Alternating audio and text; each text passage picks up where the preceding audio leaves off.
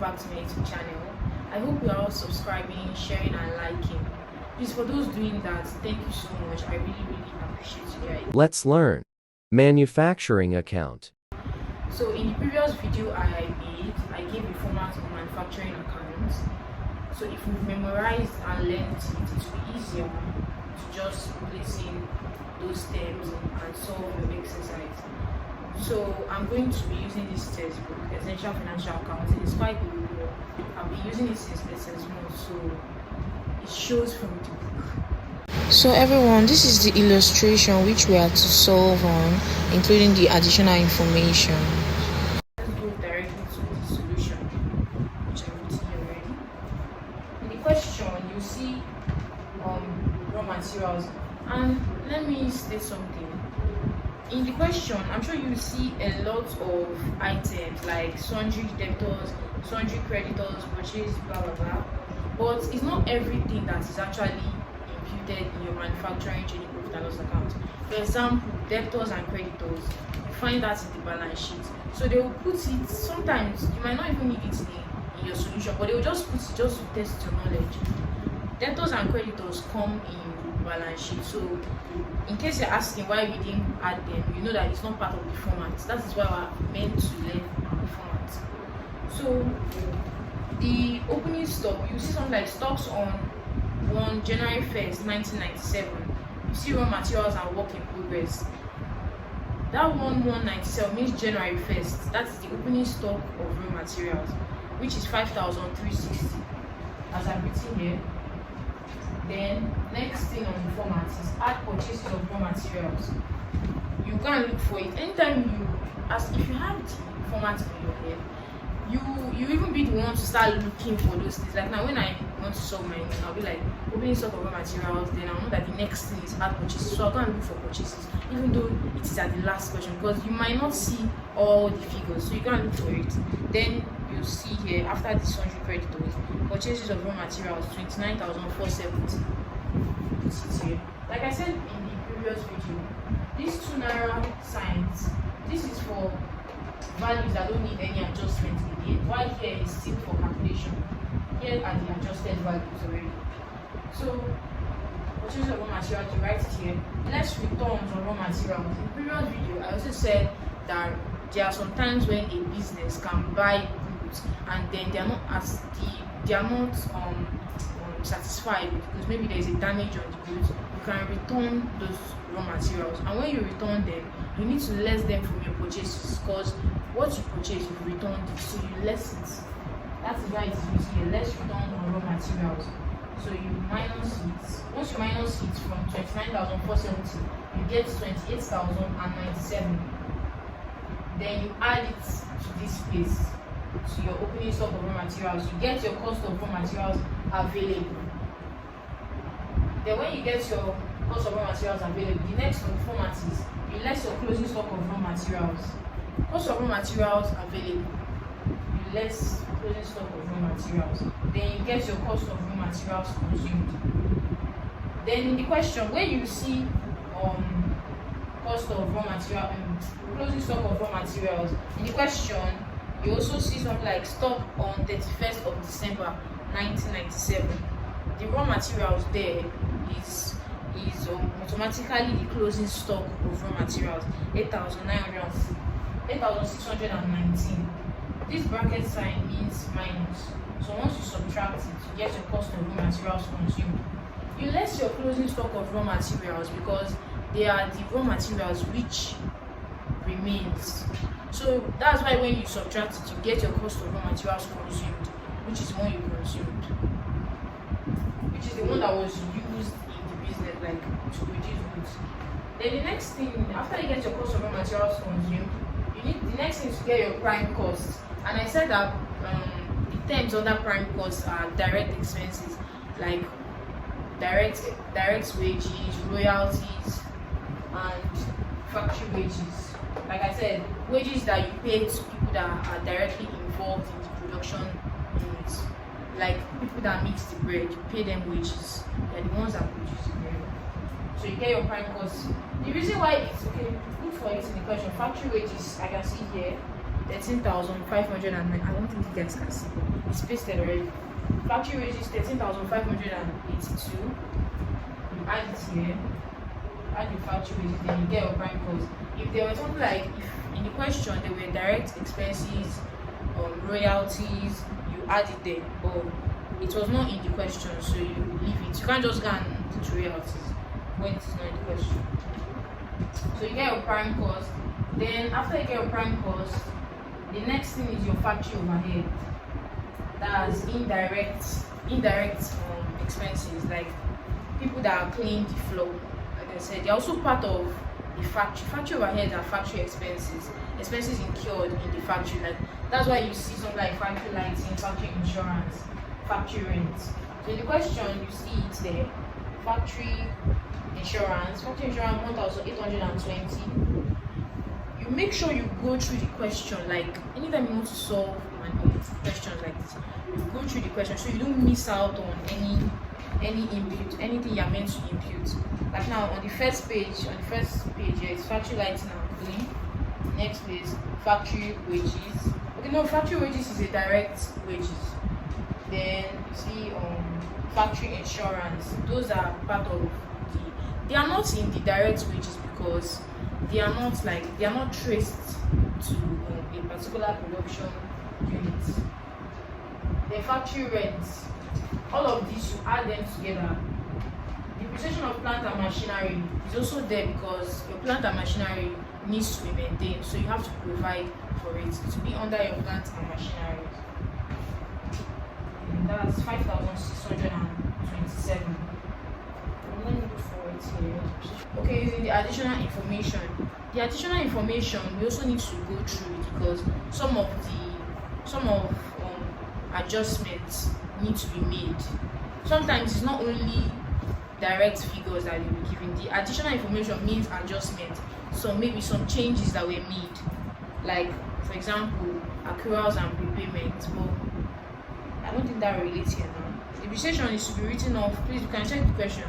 Depreciation is to be written off the plant and machinery at 2.5% and 5% on delivery vans and furniture. So how to do this is you look for the plant and machinery at cost. They are usually given at cost. All these assets, they are usually given at cost. So the plant and machinery here, you go through the question, you see plant and machinery 225,066. So it will be 2.5% times 225,066. Once you divide and multiply by, like once you do 2.5% times 225,066, you get 5,627. This should be put here because it is under the factory. Plants and machinery is under the factory, not under selling expenses. You know, there's expenses for factory and there are also expenses for like lighting, rent for office. That one will be found in trading profit and loss account, not under manufacturing account. Manufacturing is basically production, while other ones can be office, sales, and the rest. I'm going to stop as usual, like to get our opening stock of work in progress and closing stock of work in progress. Then we'll go to the trading profits and loss account. So I'm going to rub this off and continue. So I've put this was the figure we got in the after getting our factory overheads, like the value for the factory overheads. We added our prime cost to the factory overheads and we got this figure. So in the format, the next thing to do is to add your opening stock of work in progress and your closing stock of work in progress. I think you remember what I said about work in progress. Work in progress is semi-finished goods, like it's no longer a raw material, it's still not a finished good. So they are still in the middle, still work in progress. That's why you add it, then you get this figure, then you less your closing stock of work in progress. Then this, after you've done that, you get your cost of production. So after you've gotten your cost of production, you carry it over to the credit side. This is the debit side, this is the credit side. If not that this board was like quite small, everything would have actually fitted here, then I'll just carry it over to my cost of production. But the board is not that big enough. So what we're required to prepare is manufacturing trading profit and loss account and balance sheet. So now we've gotten our manufacturing account, because once you've gotten your cost of production, you know you are done with your manufacturing account. Then you move over to your trading profit and loss account. That is it. Once you've gotten your cost of production, you know you are done with your manufacturing account. Then under we know our trading profit and loss account now. Trading profit and loss account is when you see opening stock, add purchases, less return outward, cost of goods available for sale, cost of goods sold. So that trading profit and loss account, it deals with sales of finished goods. Manufacturing account is the first. Manufacturing process is the first step where you produce those raw materials and convert them into finished goods. Then after they have been converted into finished goods, you then sell them, and where you sell them, where you account for that, is in your trading profit and loss account. So under this trading profit and loss account, all those opening stock that we normally see in our trading profit and loss account, those are still finished goods, but it's just that they don't write opening stock of finished goods. But now here I'll be writing that opening stock of finished goods, then you add purchases and the rest. So this is the trading profit and loss account. I believe we should all know the format for the trading profit and loss account. And as I said, what we'll be dealing with finished goods, not raw materials. So opening stock of finished goods, you don't need to worry about determining that, because it will be given in the question. So when we were getting our manufacturing account for the raw material, we saw something like stocks on 1197, which is January 1st, 97.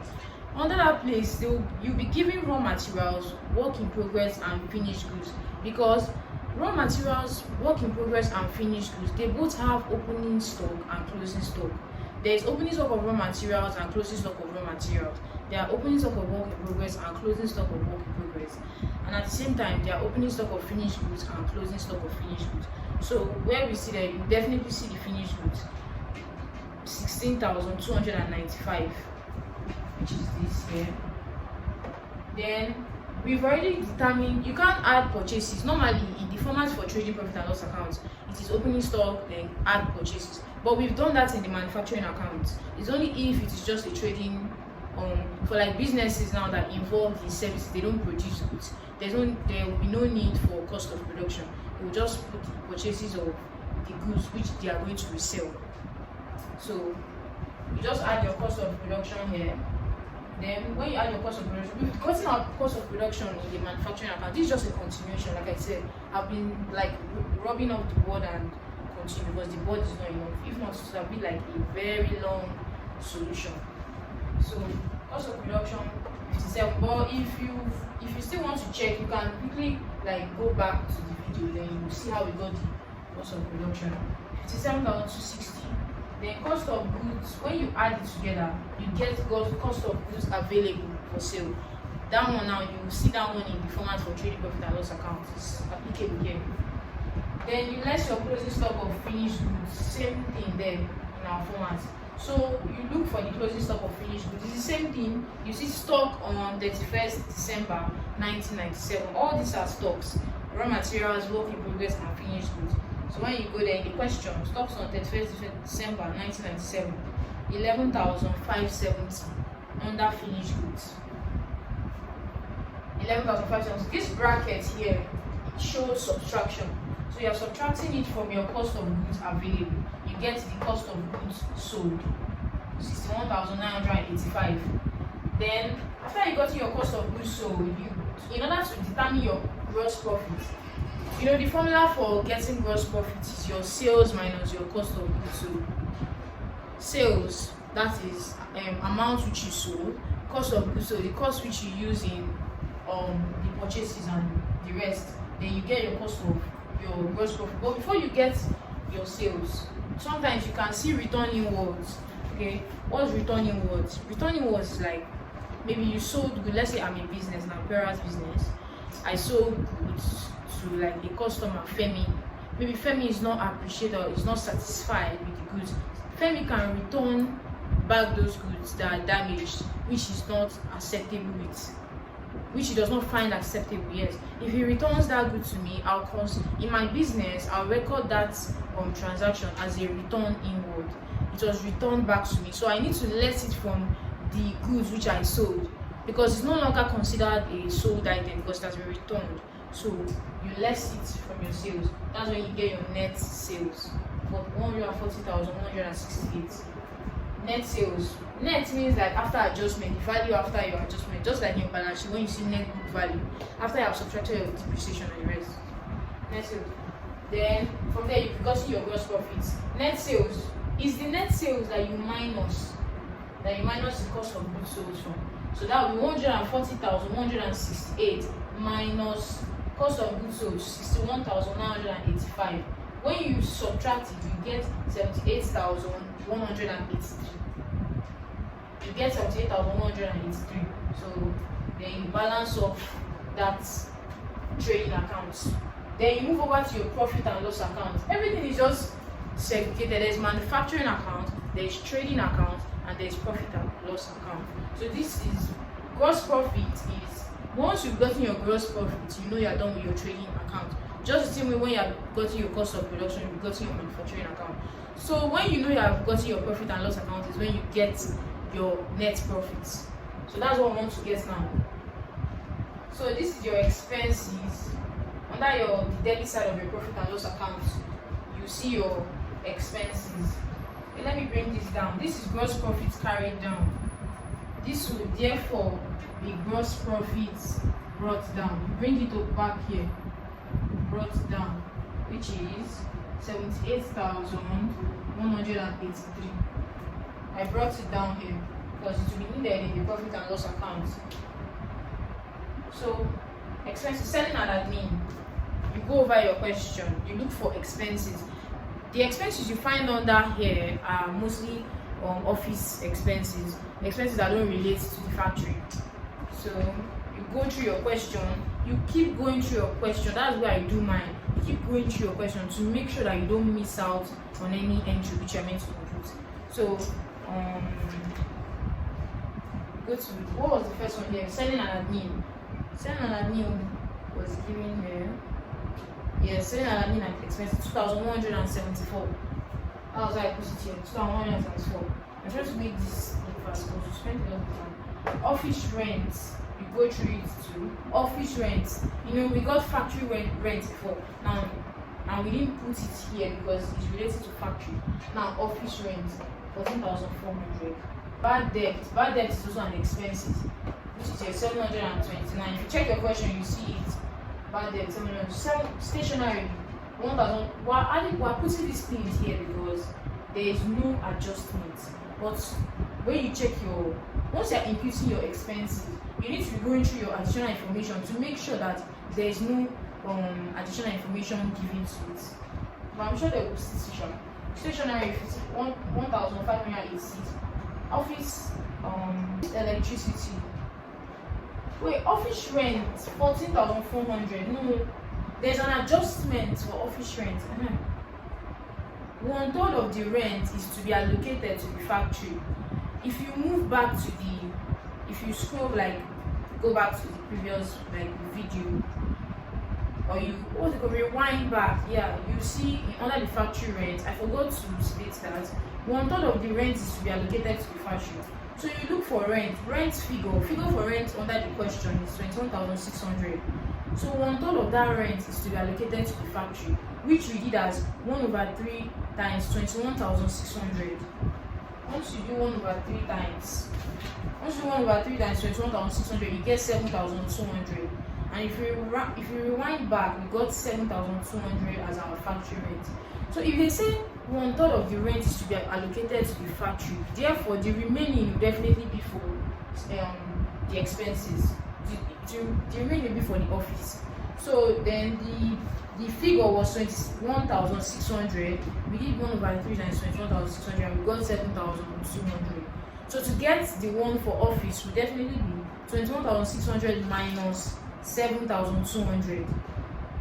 You minus it from the factory rent to get the one for. They are like sharing it 1/3 for factory. The remaining will definitely be for office, which is 14,400. If you do 21,600 minus 7,200, for 14,400. That's how we got 14,400. So stationery 1,586 is in the question. Office electricity 1,569. Interest on loan. Interest on loan is also an expense. Loan is a liability, but the interest which is on loan is treated as an expense in the profit and loss account. So how do you get that? You look for your loan figure in the question. It's written as bank loan here, 75,000. So in the additional information, that's why anytime you are solving this profit and loss account, you need to be checking out for your additional information to make sure that you don't miss out on anything. So interest is due on bank loan at 5% under the additional information. So 5% times 75,000. That's how I got 3,750. That's how it is. 5%.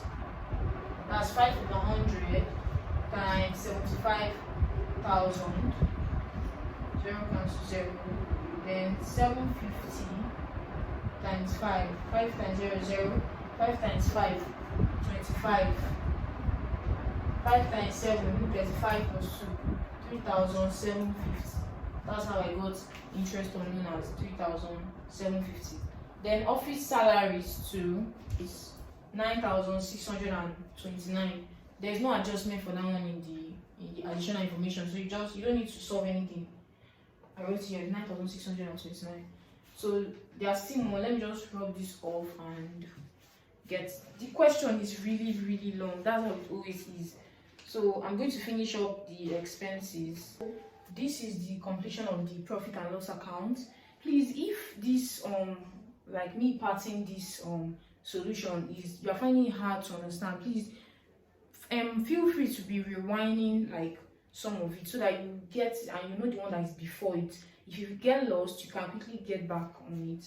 You can rewind and get back. So in the we stopped at office salaries before I rubbed it off. Then office salary was 9,629. So the last expense is office insurance. And office insurance does not have any additional information. So it was written here as 550. So we just write it here. Then depreciation is also an expense, but depreciation mostly has adjustments. So anytime you just see depreciation, make sure to check the additional information for adjustments. So in the question, in the additional information, it was said that depreciation is to be written off the plant and machinery at 2.5% and 5% on delivery vans and furniture. So we've done for 2.5% of plant and machinery, but it won't come under here because plant and machinery is factory related. It won't be here, it's not office related. Sorry, it's plant and machinery, yeah. Then delivery vans and furniture. This is what used to furniture is found in the office. Delivery van used to deliver those goods, the finished goods. Then 5% on delivery vans. So you go to the cost of delivery vans, which will be in the question. The cost of delivery van is 56,925. It's in the question. So you do 5% of 56,925. Since it was said 5% on delivery vans and furniture. So 5% of 56,925 will give you 2,846. It has been solved here in the textbook already. That's how we got 2,846. Let me just write it. So you remember 5% of 56,925 will give you 2,846. Then furniture, the same thing. You look for the cost of furniture. The cost of furniture is 38,420 in the question. So 5% of 38,420 give you 1,921. If you solve it, you can check it and make sure to know. Then once you've gotten that, you go to your gross profits. You can't get this now. This is already solved, but your gross profit brought down, which we brought down from our trading account. I said that the end value of your trading account is your gross profit. So you bring it down here. Then this side is the revenue side. You know, in profit and loss account, as the name implies, profit and loss account, there will be expenses and there will also be revenue. Here is the expensive side. That's why we mostly find all these things. All these things here have expenses, but gross profit here is a revenue. So it's not, you can't put it here. This is the revenue side. Then reduction in provision for bad debts. Provision for bad debts is, let me explain. Bad debts are irrecoverable debts. Like now, someone is owing you money and then the person dies. If the person dies, the person won't be able to pay you whatever the person is owing you. So it then becomes a bad debt. That is why businesses normally provide for bad debts. And provision for bad debts, they said there was a reduction. So if there's a reduction in the provision for your bad debts, maybe you provided 50,000 naira for your bad debt, you've provided it, and then there was a reduction in it. If there's a reduction, it will automatically be you need to pay it already. You just need to provide it, which means your expenses will reduce. So that figure, that difference is what you write here. So the question here, there was a provision for bad debt of 2%. They said provision for bad debt is to be 2% of the debtors.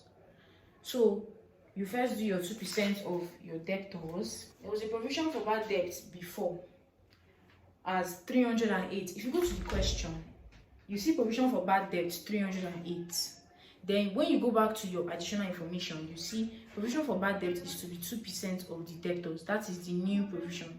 So there's a new provision and old provision. So the difference between the new provision and the old provision will tell you whether there is an increase or decrease in the provision for bad debt. So 2% of, in the additional information, which is the new provision, 2% of the debtors. So you go to the debtors amounts. The amounts for the debtors in the question is 12,650. Let me just quickly solve it here. The debtors value is 12,000. The debtors value is 12,650, and they said 2% of 12,650. So 2 over 100 times 12,650 will give you what? 253. So 253 here is the new provision. Then you go back to the question. In the question, you see provision for bad debt, which was the old one, and the old provision for bad debt was 308. This is the new provision in the additional information. Please, I want us to get this. This is the new provision in the additional information are things that happened, like adjustments that just took place. So this is the new provision 253. The old provision 308.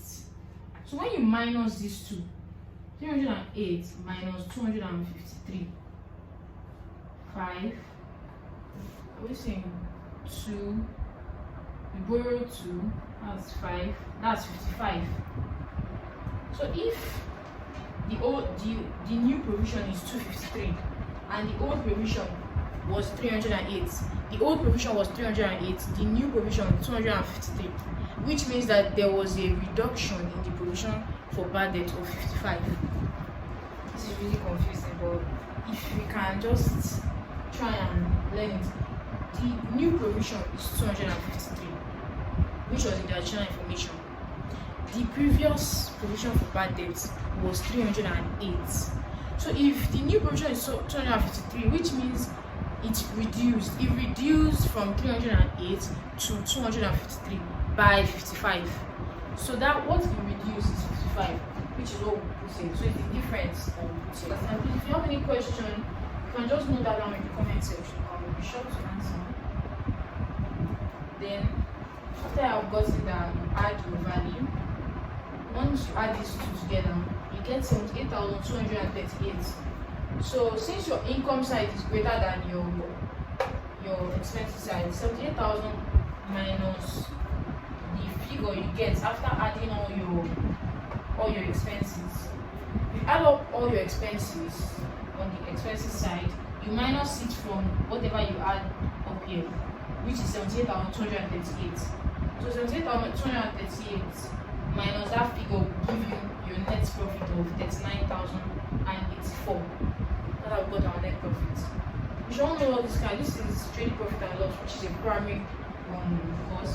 So we balance it, and that's how we got it. So this video is actually too long already, so I'm going to do the balance sheet in the next video. And in the next video, I'll also give an introduction to transfer pricing. Transfer pricing is also under manufacturing account. So after we're done with transfer pricing, I'll know we're done with manufacturing account. So please, if you have any question, please just note that down in the comment section. And please don't forget to like, subscribe, and share. And if you have any suggestion that you feel you can let me, that you feel you want to tell me, you can just please put down in the comment section.